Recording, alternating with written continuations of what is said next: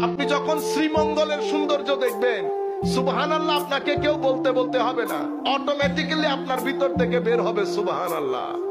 এই জন্য আমার আল্লাহ কি বলেছেন, সিরু ফিল আরদ, সফর করো জমিনের মধ্যে।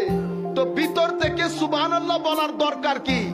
ভিতর থেকে সুবহানাল্লাহ বললে তোমার রূহ জিন্দা হবে।